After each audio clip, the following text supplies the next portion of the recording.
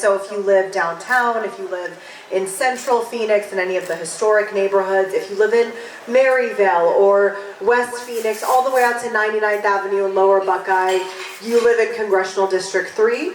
What I love about this district is that it's one of the most diverse districts in the United States. There are actually over 64 languages spoken in this community. So it is made up of so many vibrant cultures, including the Asian American community, the Latino community, African American community, a lot of different refugee communities from all across the world. In recent years, we've had new Afghans come to this country, Ukrainians, and so many others. So I'm really, really proud to hopefully come January, come represent District 3 in Washington, D.C. and to join the Asian American and Pacific Islander caucus and grow the caucus. So I'm looking forward to that.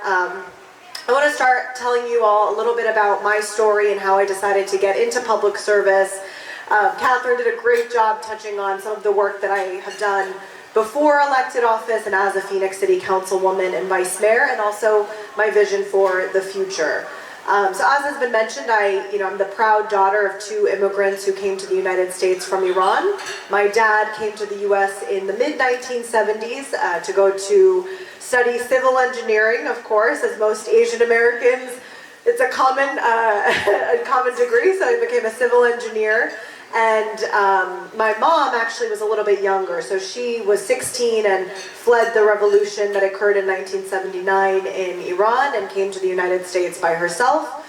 And, so I think because of the experiences that both of my parents had here in the United States and their, immigration story and seeing their own country change overnight and, lose the freedoms that they once saw, to a religious theocratic a regime.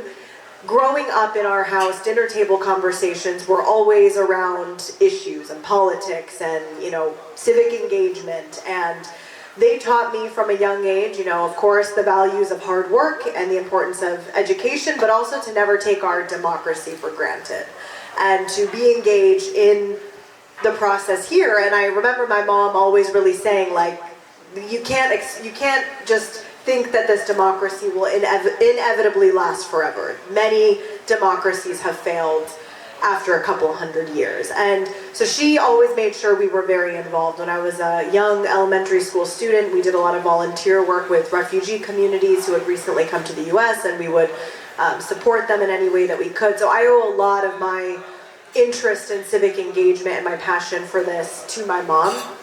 I was just saying, as a high school student, I first really became inspired with electoral politics when President Barack Obama ran for office. And, I was so lucky to just see him a couple days ago when he spoke in Tucson, Arizona.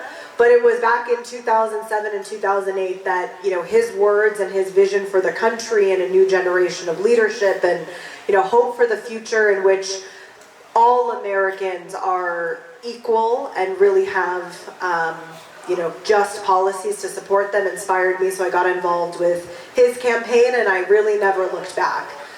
Later I went to Stanford and Cambridge. I studied international relations, had the opportunity to work abroad in the Middle East, and then I had the immense privilege of working for one of the world's greatest Asian leaders, former UN Secretary General Ban Ki-moon. I served on, my first job out of college was working on his climate team. And it was an incredible experience. I worked on a team of, about 20-some people from all across the world. I was just one of, 3 Americans, I think, on the team at the time. So we had colleagues from all over the world who helped to advise the Secretary General and ultimately helped deliver the Paris Climate Agreement in December of 2015.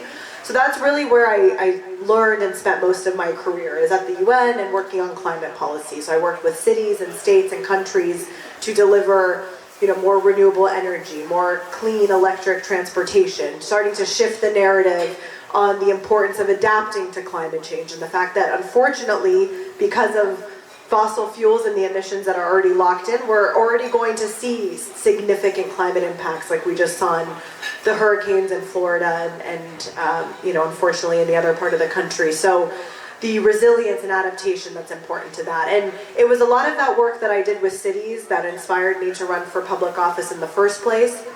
I know I'm sure this is a bipartisan group of individuals, and most diaspora communities in this country are bipartisan, and there are Democrats and Republicans, but for me personally, seeing the attacks of Donald Trump and the far right on our immigrant communities, on women, on the climate, on women's rights in particular and reproductive rights really inspired me personally to fight back. I don't think I ever saw myself run for public office, especially as a young Iranian American woman, but when Trump was elected, it felt very, very personal, and the impact and the policies that he set forward and attacking our communities were very, very personal to me. And so I decided to move back home, and I came back here to Arizona, and I'm really lucky that both of my parents live here and supported me in this crazy endeavor to run for public office. And as was said, I ran for the Phoenix City Council. I had an incredible experience serving on the city council and got to see a lot of how the 5th largest and fastest growing city in the country is run. I got to work on everything from public safety to addressing homelessness. I came into office during the COVID-19 pandemic, so it was a crazy, unprecedented time. No elected official had ever gone through anything like this before, and so figuring out what policies to set and how to allocate the hundreds of millions of dollars we receive from the federal government was something that I got to work on, and I think we really, really prioritized immigrant communities in that. With the funding, we allocated money to small businesses in the city of Phoenix, many of which are owned by minorities and by women. We made sure that vaccinations were available to residents across the board. We started the city's first Office of Refugee and Immigrant Support, so now we have a one-stop shop at the city of Phoenix to support immigrant families, refugee families, and we, I think, gave around more than 14,000 families support with rental assistance and utility assistance during a very, very difficult time. And, I think a lot of what we saw during the pandemic and the rhetoric from Donald Trump and the far right is why I felt compelled to run for Congress. And the truth is that, immigrant communities in this country have contributed everything to the United States, right? We own so many businesses. Asian Americans in particular, I'm very comfortable saying, are one of the most successful diasporas in the United States. But we all saw, the significant uptick in racism and anti-Asian discrimination that was seen in the United States and around the country during the pandemic, and even to this day is unacceptable, and we need leaders who are willing and vocal and fighting back against that. And we need representation that looks like us. And I'm really looking forward to being a thoughtful voice in Congress, someone who's really going to stand up for working people, but also for immigrants across the board, and really speak out for Asian American communities. I look forward to taking my unique climate expertise to Congress. I really do think that climate change is the defining issue of our time. Here in Phoenix, we are on the front lines of extreme heat. We have one of the worst air quality levels in the United States. We're ranked 5th nationwide for worst ozone pollution. So we have a long way to go. It's incredibly exciting that we are growing and we are attracting all these companies and businesses from around the world, but we need to make sure we're growing in a thoughtful way, that we are securing our water supply, that we are making sure that hundreds of people aren't dying in the summertime because of extreme heat, that there's affordable housing for everyone. So there's a lot to do, and I look forward to doing this work, but as a collective. And I think if there's one call to action I can really end with tonight, is that we need our communities to be more involved in the political process. It's a cheesy phrase, but it's my dad's favorite phrase when it comes to telling, because in the Iranian American community, we, again, it's similar. There's a lot of doctors, a lot of lawyers, a lot of engineers, but when it comes to politics, the truth is we have no representation. We have maybe 7 elected officials around the entire United States. You are the one. And I've been passionate about this topic for a long time, because the truth is you can be successful in all of these other areas, but when it comes to the moment where legislation is being passed that discriminates against you because of the place that you're born, it's not going to matter if you're the CEO of a major company. It's not going to matter how much money you have or what Ivy League institution you went to.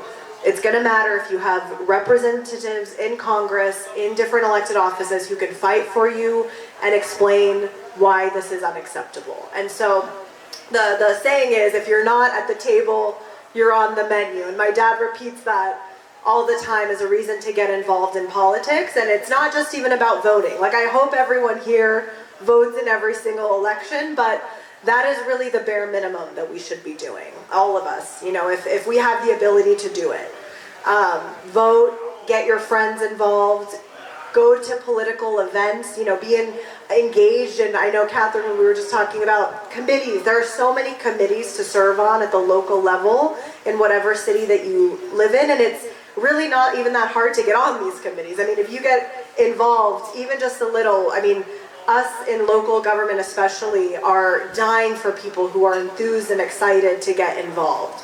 Of course, donating to campaigns. I mean, candidates, there's so many candidates running from school board to city council to state legislature to the presidency that need your support. We were just talking, there's incredible Asian American candidates all across the country, and there's Asian American candidates in Orange County who may be the reason that Democrats are able to flip the House back and win the majority in Congress. So support these candidates, because on the other side, on those sides of the individuals who want to take away our rights and go after communities like ours, there's plenty of money and plenty of support and plenty of volunteers. So we need to make sure we're working together and we're organized and getting involved. And then I would just say, you know, as a second generation, so first generation American who was born here in the US but grew up, I would just put in a plug for parents to be supportive of your kids if they want to get involved in politics, right? I think my parents were very supportive, but not necessarily initially. I think at first they were like, oh, like you're going to study international relations? What are you really going to do with that degree? And, you know, what's the point? And I for a long time said, I'm going to go to law school eventually, and that's why I'm going to do it. I never went to law school, but be supportive of your kids if they want to get involved. I promise you can make a career out of being engaged in policy or politics, whether behind the scenes or at the forefront, and you can really make a change in this country that, you know, we're all now, you know, Americans and going to be in this country.